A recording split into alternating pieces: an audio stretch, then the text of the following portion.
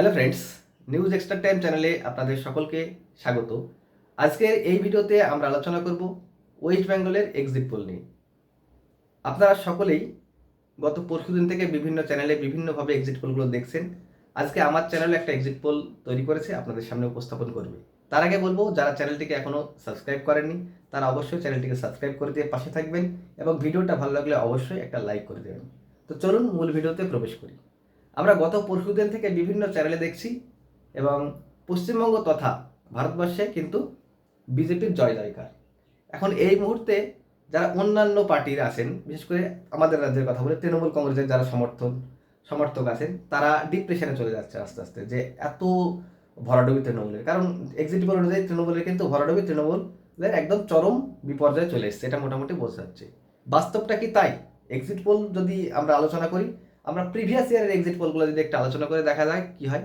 আমরা 2014 exit pole দেখেছি, তৃণমূল কংগ্রেসকে কিন্তু ভরাডুবি করা হয়েছিল। সেখানে তৃণমূল কংগ্রেস কিন্তু একটা হিউজ সিট নিয়ে এসেছিল, অর্থাৎ 34টা সিট পেয়েছিল 2014-তে। 19-এও কিন্তু এক্সিট পোল মেলেনি এবং 2021-এর বিধানসভার সময় এক্সিট পোল আপনারা সকলে দেখেছেন, কারণ খুব কাছের এটা সকলেরই মনে আছে।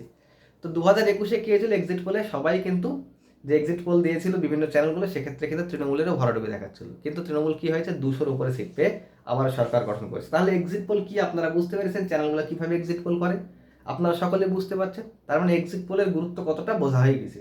আমি বলি, গতকালকে রেজাল্ট বেরোনোর পরে এই এক্সিট পোল যে পরিসংখ্যানগুলো বিশেষ করে পশ্চিমবঙ্গের ক্ষেত্রে দেওয়া হয়েছে, সেগুলো মুখ থুবড়ে পড়বে। কারণ তৃণমূল কংগ্রেস 34টা সিট পাবে পশ্চিমবঙ্গে, তৃণমূল কংগ্রেস 30 থেকে 34টা সিট পাবে। এটা আমাদের চ্যানেল বলছে, আপনারা মিলিয়ে নেবেন। কালকে অবশ্যই কমেন্ট করে ধন্যবাদটা জানাবেন।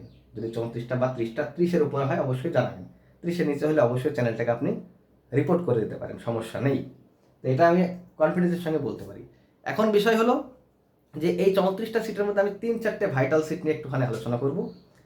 34টা জেতা সিটের মধ্যে আর বিজেপি পেতে পারে কিন্তু 8টা সিট। সিপিএম কোনো খাতা খুলতে পারছে না আমার হিসাবে বা আমাদের চ্যানেলের হিসাবে। তো কেন, সেটা নিয়ে আলোচনা করব। সিপিএমের একটা আসন পাওয়ার সম্ভাবনা আছে, সেটা যদি একটু আলোচনা করে নিই প্রথমে। সেটা হচ্ছে মুর্শিদাবাদ কেন্দ্র। আমি আগেও ভিডিওতে বলেছিলাম মুর্শিদাবাদ কেন্দ্রে কিন্তু সিপিএম জিততে পারে। সেটা কিন্তু এখন একটু কঠিন বিষয় হয়ে দাঁড়িয়েছে। প্রথম থেকে মনে হচ্ছিল সিপিএম জিতে যাবে, আমি কিন্তু সিপিএমকে ওই সিটটাকে দিয়েছিলাম। কিন্তু এখন মনে হচ্ছে সিপিএম না জিতলেও জিততে পারে, কারণ করিমপুরের ভোটটা কিন্তু তৃণমূল কংগ্রেস কিন্তু প্রচুর লিড নিয়ে যাচ্ছে। অর্থাৎ করিমপুর যদি বিধানসভা থেকে যদি তৃণমূল কংগ্রেস 50,000 সামথিং লিড নিয়ে যেতে পারে, সেক্ষেত্রে কিন্তু মোহাম্মদ সেলিমের হার নিশ্চিত। এবং 50,000-এর নিচে যত আসবে ততটাই কিন্তু তৃণমূলের জন্য বিপদ হতে পারে। তাহলে কিন্তু সিপিএমের যদি ন্যূনতম একটা চান্স থাকে, সেটা হচ্ছে মুর্শিদাবাদ কেন্দ্র। আর দুটো সিট নিয়ে আমি একটু আলোচনা করবো আজকে। আপনাদের প্রথমেই বলে দিলাম, তৃণমূল কংগ্রেস 30 থেকে 34, বিজেপি ম্যাক্সিমাম 8টা সিট কিন্তু পেতে পারে। আমার এক্সিট পোল কিন্তু মোটামুটি ওয়েস্ট বেঙ্গলের জন্য কমপ্লিট। এবার আমরা আর 2-একটা সিট নিয়ে আলোচনা করবো, তার মধ্যে মুর্শিদাবাদটা আলোচনা করে নিলাম। এবার আমরা বহরমপুর, আপনারা অনেকেই জানতে চেয়েছেন বহরমপুরটা কি। আমি বহরমপুরে 100% গ্যারান্টি দিতে পারি, বহরমপুরে তৃণমূল কংগ্রেসের ইউসুফ পাঠান জিতছে।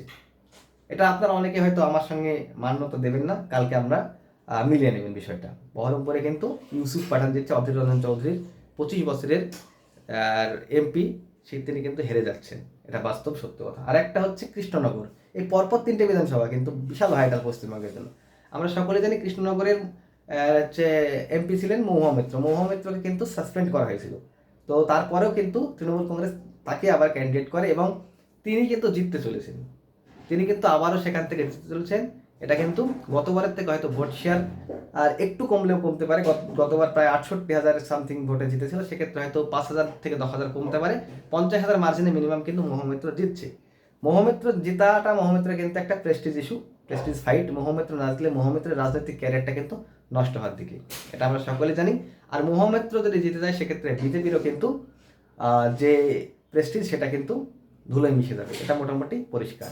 তো মহামিত্র জিতছে, আমাদের প্রেডিকশন কিন্তু বলছে মহামিত্র জিতছে, অধীর রঞ্জন চৌধুরী হারছে এবং সিপিএম যদি কোনো একটা সিট পায়, সেটা কিন্তু মুর্শিদাবাদ কেন্দ্রে পেতে পারে।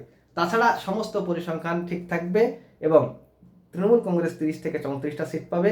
এছাড়াও বিজেপি ম্যাক্সিমাম 8টা সিট পেতে পারে, তার উপরে বিজেপি কোনো সিট পাবে না। তো আপনারা যারা তৃণমূল সমর্থন করেন, তারা অনেকেই টেনশন করছেন যে এই এক্সিট পোলটা কি। এক্সিট পোলটা সমস্ত মুখ থুবড়ে পড়বে আপনাদের, আমার চ্যানেল বলছে। আগামীকালকে মিলিয়ে নেবেন। Thank you.